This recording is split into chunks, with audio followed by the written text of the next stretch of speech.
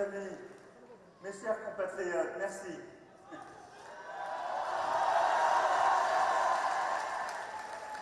Mes chers compatriotes de métropole, d'outre-mer et de l'étranger, ce dimanche 10 avril, vous avez été plus de 36 millions à faire valoir ce droit conquis par les générations précédentes, qui est le droit de vote. Et je remercie tous nos compatriotes qui, dès le premier tour, ont porté leur suffrage sur ma candidature. Merci.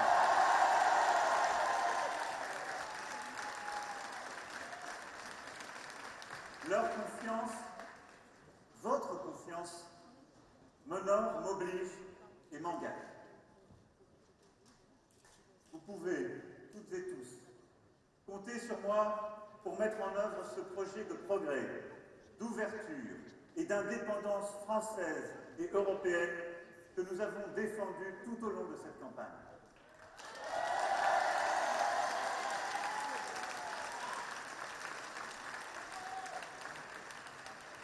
Je veux aussi remercier toutes celles et ceux, quelques-uns sont là ici ce soir à mes côtés, qui durant ces dernières années ont tant donné, partout sur le territoire.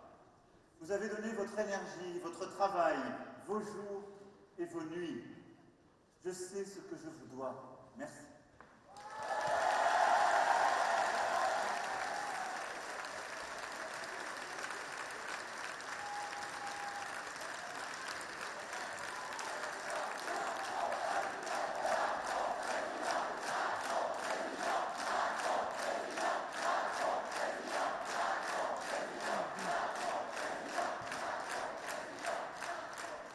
Et j'appelle tous ceux qui, depuis 6 ans et jusqu'à ce soir, se sont engagés pour travailler à mes côtés, à transcender leurs différences pour se rassembler en un grand mouvement politique d'unité et d'action pour notre pays.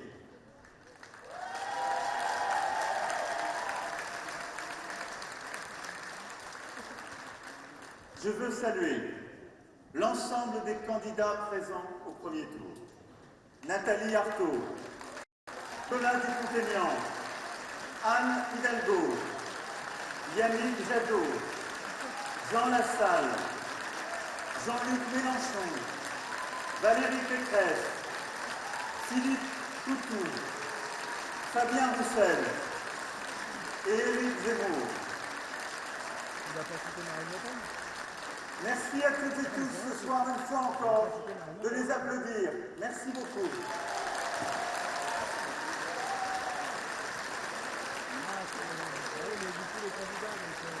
Parce que depuis le début et depuis toujours, nous défendons des convictions avec force, mais en respectant chacune et chacun. Merci pour cela.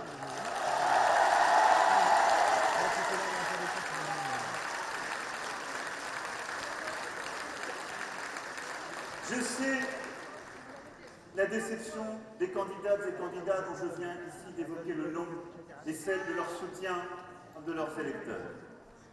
Notre démocratie, en effet, est riche de tous les engagés qui défendent leurs idées avec force et passion.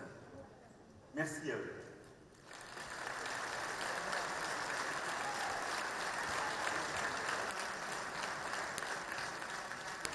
Et je remercie Anne Hidalgo, Yannick Jadot, Valérie Pécresse et Fabien Roussel qui m'ont dès ce soir apporté leur soutien.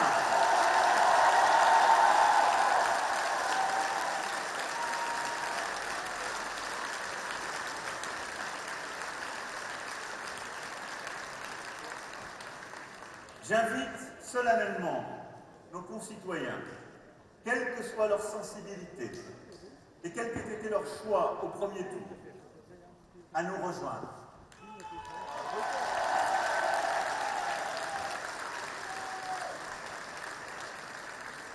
Certains le feront pour faire barrage à l'extrême droite.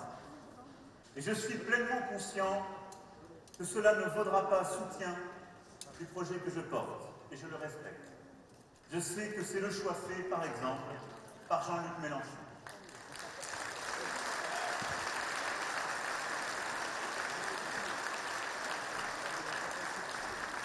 Et je veux ici saluer leur clarté à l'égard de l'extrême droite et pour faire barrage à l'extrême droite.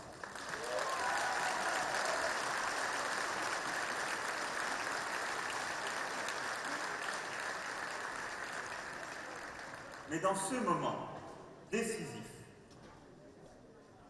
pour l'avenir de la nation, plus rien ne doit être comme avant. C'est pourquoi je souhaite tendre la main à tous ceux qui veulent travailler pour la France. Je suis prêt à inventer quelque chose de nouveau pour rassembler les convictions et les sensibilités diverses afin de bâtir avec eux une action commune au service de notre nation pour les années qui viennent. C'est notre devoir.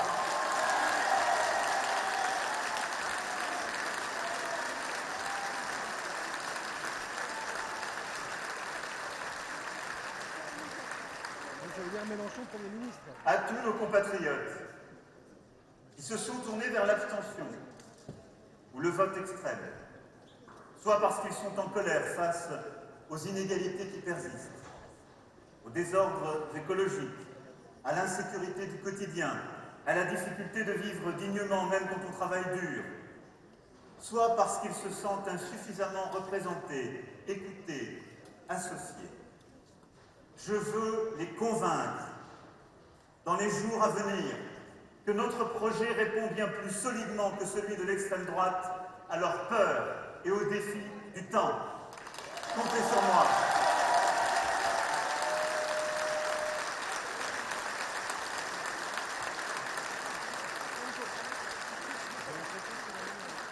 Car ne nous trompons pas, rien n'est joué. Et le débat que nous aurons dans les 15 jours à venir est décisif pour notre pays et pour l'Europe.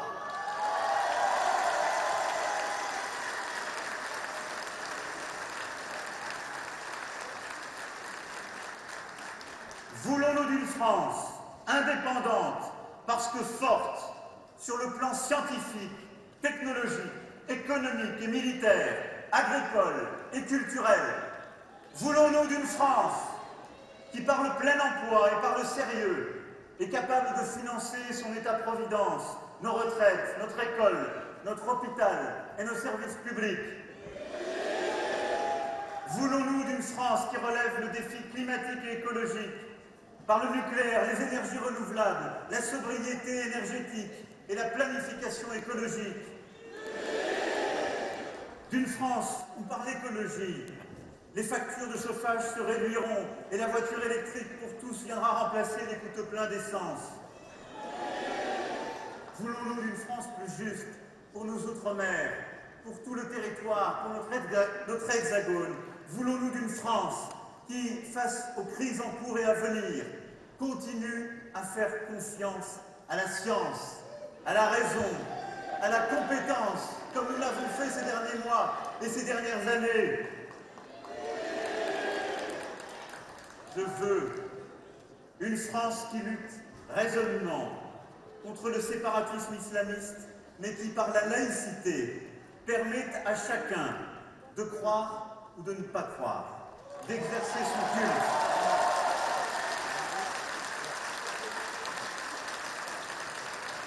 Et pas une France qui empêche les musulmans ou les juifs de manger comme le prescrit leur religion. Ce n'est pas nous.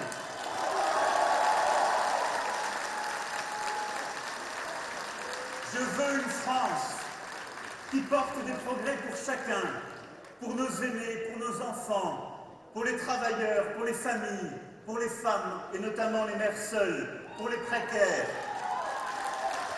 Pas une France de la régression pour tous, ce n'est pas nous. Je veux une France qui s'inscrit dans une Europe forte, continue de nouer des alliances avec les grandes démocraties pour se défendre. Pas d'une France qui, sortie de l'Europe, n'aurait pour seuls alliés que l'internationale des populistes et des xénophobes. Ce n'est pas nous.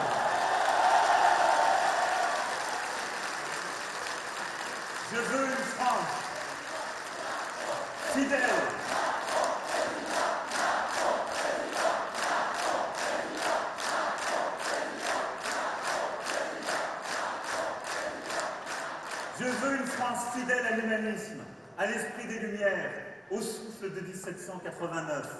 Tels sont, mes chers compatriotes, mes chers amis, les enjeux du 24 avril. Ce sont les choix que par votre vote, vous aurez à faire dans 15 jours. Et je veux vous dire ce soir que je mettrai toutes mes forces pour convaincre chacun que le seul projet pour le pouvoir d'achat, c'est le nôtre.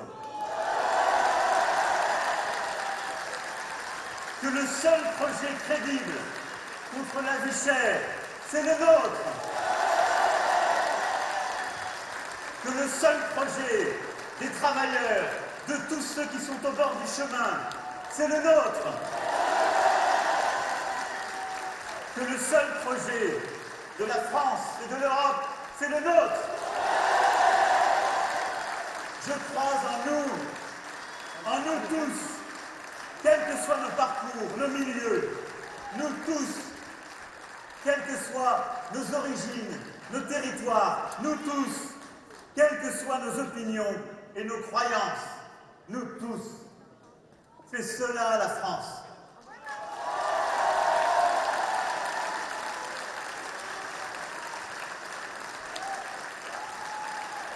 Alors, durant les 15 jours à venir, ne ménageons aucun effort car rien n'est fait. Soyons humbles, déterminés. Allons convaincre chacune et chacun. Le 24 avril prochain, nous pouvons faire le choix d'une nouvelle époque française et européenne. Le 24 avril, nous pouvons faire le choix de l'espoir. Le 24 avril, nous pouvons faire le choix de la France et de l'Europe ensemble. Vive la République et vive la France!